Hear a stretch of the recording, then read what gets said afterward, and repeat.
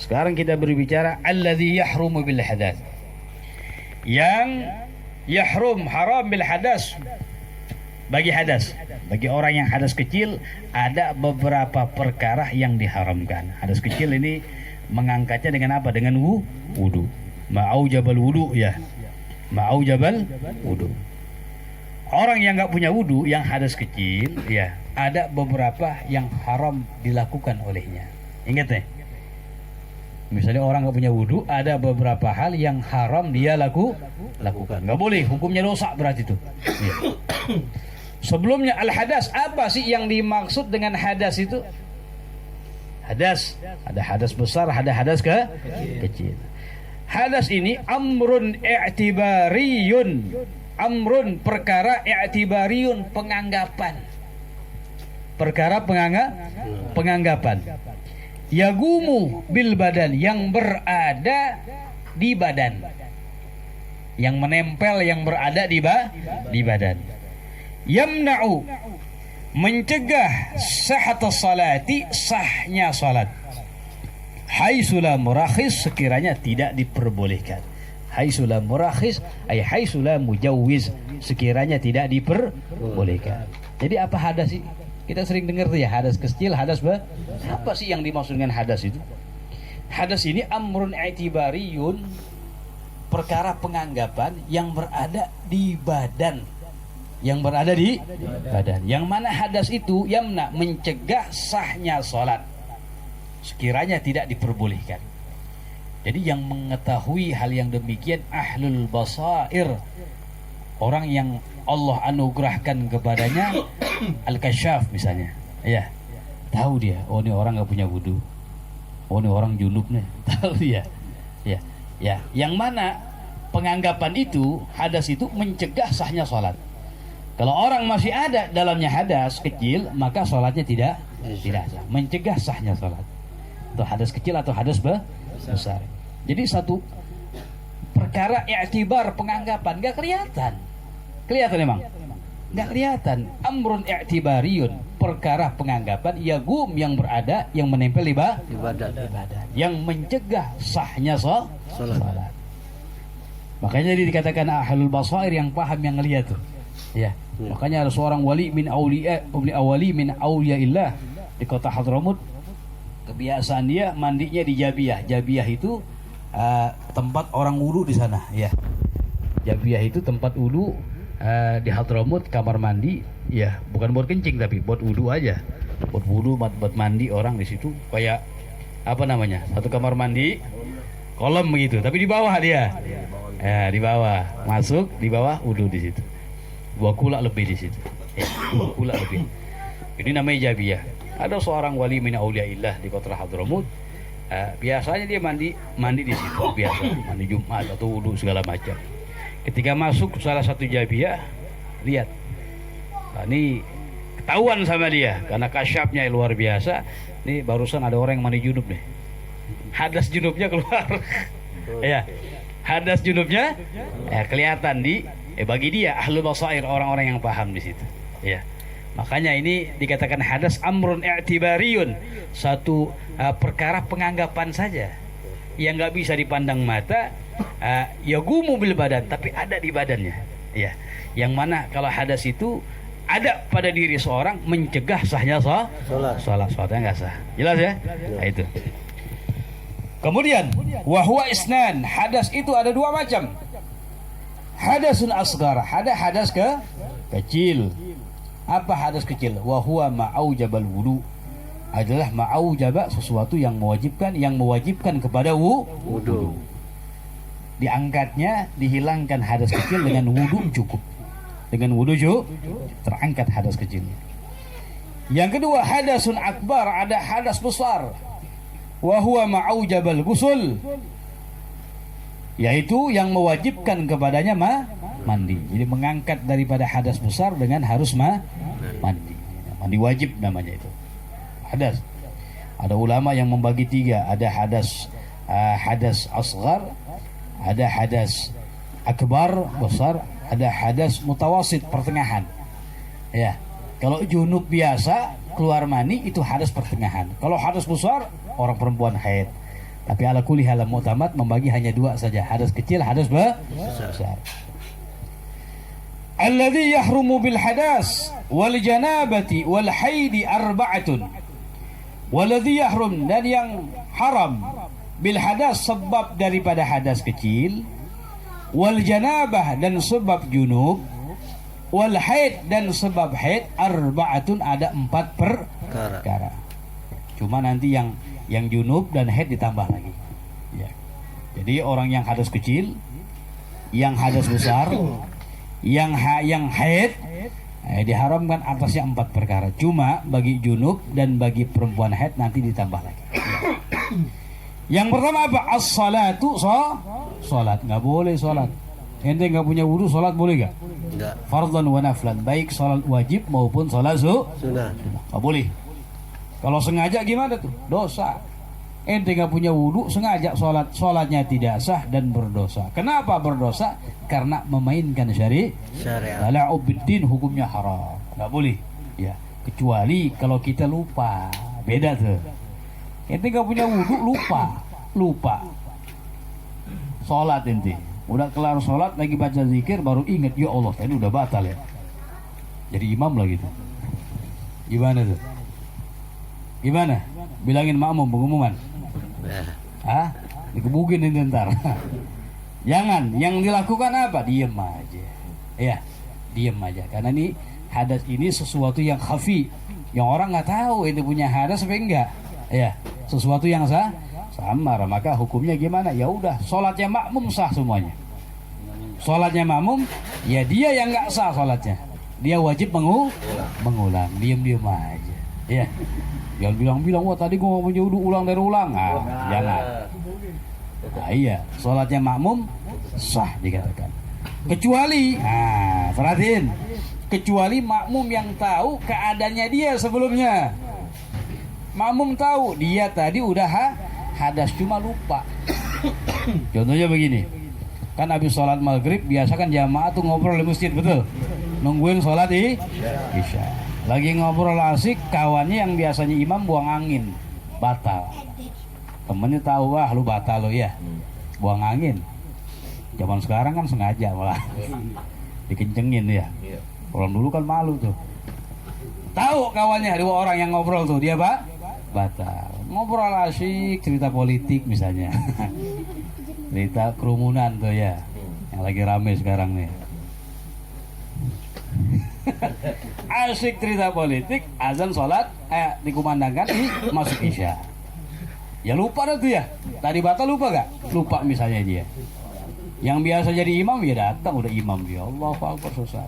Kelar sholat, Assalamualaikum warahmatullahi wabarakatuh.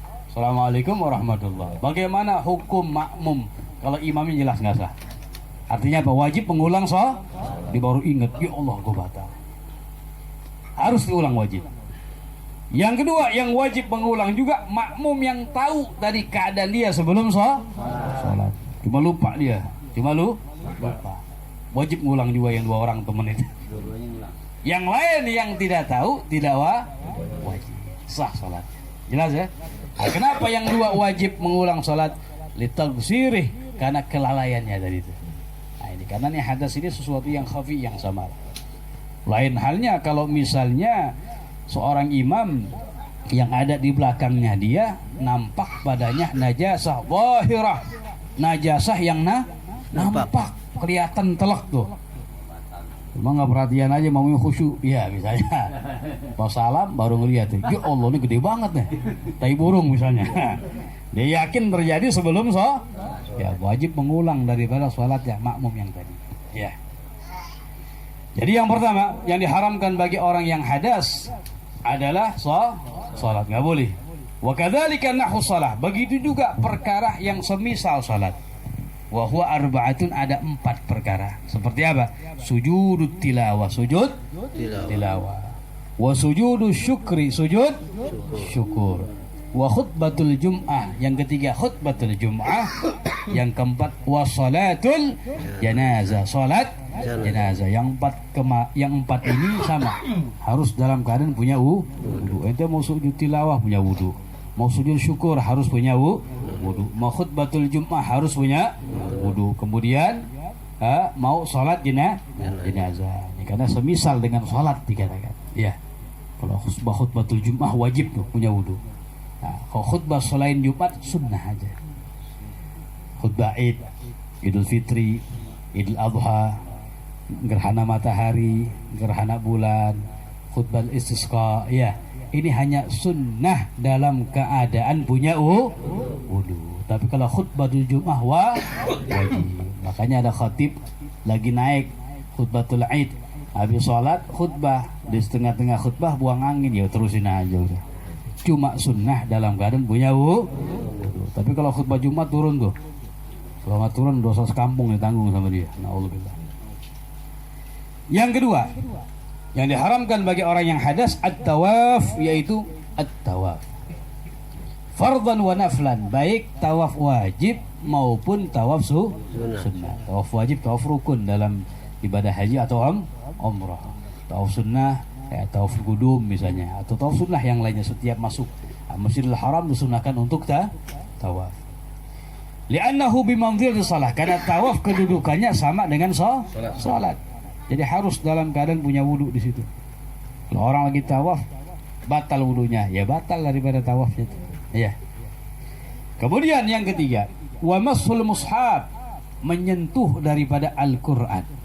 Nggak boleh orang nggak punya wudu, lagi junub, perempuan haid, nggak boleh nyentuh Al-Qur'an. Nyentuh, geser doang nggak boleh. Bini kita lagi haid nih, bersihin rumah, biasanya kan ada Quran di atas tuh, digeser, diangkat, nggak boleh, haram hukumnya tuh. Ini kan nyepelin kadang-kadang ya, besar aja tuh, nggak boleh hukumnya menyentuh. Al-murad bil mushaf, yang dimaksud dengan mushaf apa sih? Ma kutiba fihi Quran, sesuatu yang ditulis padanya Quran, walau ba'du ayat, walaupun hanya sebagian sepenggal ayat. Ada kertas tulisan bacaan Quran, Bismillahirrahmanirrahim, Quran bukan tuh? Mushaf namanya tuh. Ma kutiba fihi Quran. Orang yang nggak punya wudu nyentuh nggak boleh. Paham tuh? Di papan bor ada tulisan bacaan Al-Quran. Ya, tulisan tuh ma kutiba fihi Quran, sesuatu yang ditulis dalamnya Al-Quran. Pas bacaannya disentuh nggak boleh juga. Paham tuh ya?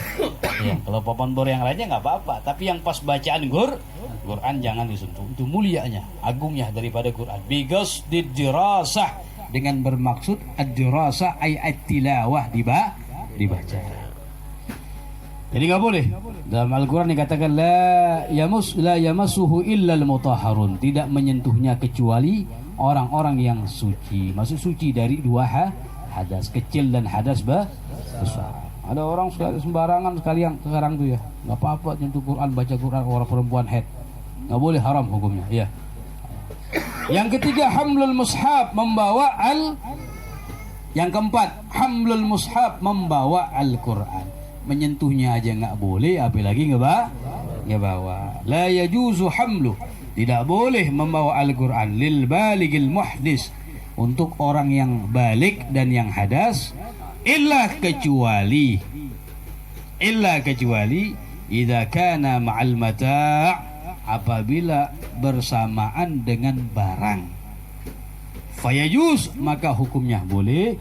Idza qasadal mata', apabila dia bermaksud hanya membawa barang. Begini nih, di tas ana ada Al-Quran, misalnya di tas ana ada boleh gak ane dalam keadaan gak punya wudu atau junub bawa tas yang isinya dalamnya Al-Quran?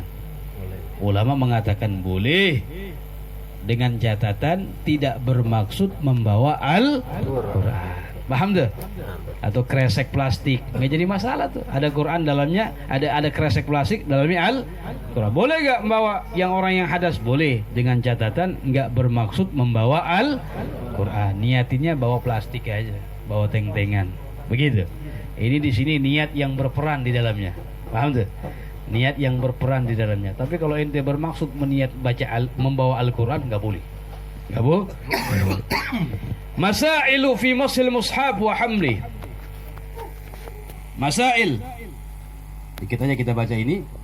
Yajuzu hamlul mushaf, boleh membawa Al-Quran, wa massuhu, dan menyentuhnya, lisabiyil mumayyiz, untuk anak kecil yang sudah mumayyiz. Mumayyiz 7 tahun ke atas tuh. Ya, 7 tahun ke atas mumayyiz, belum balik tapi sudah mumayyiz. Sudah bisa makan sendiri, sudah bisa cebok sendiri. Jadi anak yang sudah mumayyiz boleh dia menyentuh Al-Qur'an, boleh dia membawa Al-Qur'an lidirasati faqat, untuk mengaji saja. Untuk membaca saja, untuk mempelajarinya.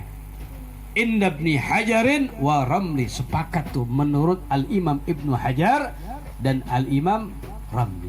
Artinya apa? Anak yang sudah mumayyiz kalau menyentuh Al-Quran atau membawa Al-Quran bukan untuk dipelajari, nggak boleh. Paham tuh? Kalau nggak punya wudu, karena anak yang mumayyiz wudunya sah tuh. Wudunya sah. Anak yang udah 8 tahun kalau wudunya sah dikatakan. Kalau dia nggak punya wudu, boleh gak nyentuh Al-Quran? Boleh. Dengan syarat apa? Untuk dibaca, untuk dipelajari, untuk ngaji. Tapi kalau selain untuk ngaji, bukan untuk ngaji, maka nggak boleh. Kadang-kadang bini kita perempuan gini, lagi head dia nggak boleh nyentuh Quran. Tong tuh, ya, lu masih kecil tuh ya. Pindahin tuh Quran tuh, paham? Pindahin untuk ngaji bukan tuh? Bukan. Pindahin doang. Anaknya sudah mumayyiz, belum balik. 8 tahun, 9 tahun, nggak apa-apa lu belum balik, betul begitu? Ya nggak paham begitu, nggak boleh hukumnya. Yang dosa siapa? Ya orang tuanya yang dosa. Kalau anak yang belum balik, belum tercatat catatan dosa, nggak boleh itu.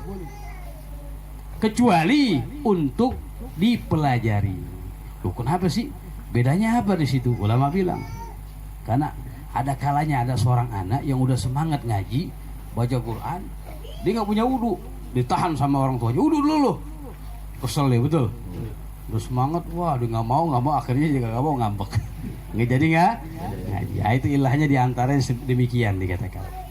Ini sepakat Imam Ibnu Hajar wa Ramli mengatakan boleh anak yang belum balik tapi sudah mumayyiz menyentuh Al-Quran dan membawa Al-Quran, cuma dalam keadaan nggak punya wudu, cuma untuk dipelajari lidirasa. Selainnya nggak boleh.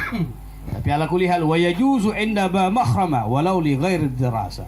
Tapi al-Imam Aba Makhrama, al-Imam Umar Aba Makhrama, seorang ulama di Kota Sayun di Hadramut di sana, beliau berpendapat faqih dia. Seorang luar biasa mengatakan bahwasanya boleh kalau anak yang belum mumayyiz nggak apa-apa. Walaupun bukan untuk dipelajari. Jelas ya? Jelas. Wallahu a'lam. Bisa. Sebelumnya ada pertanyaan?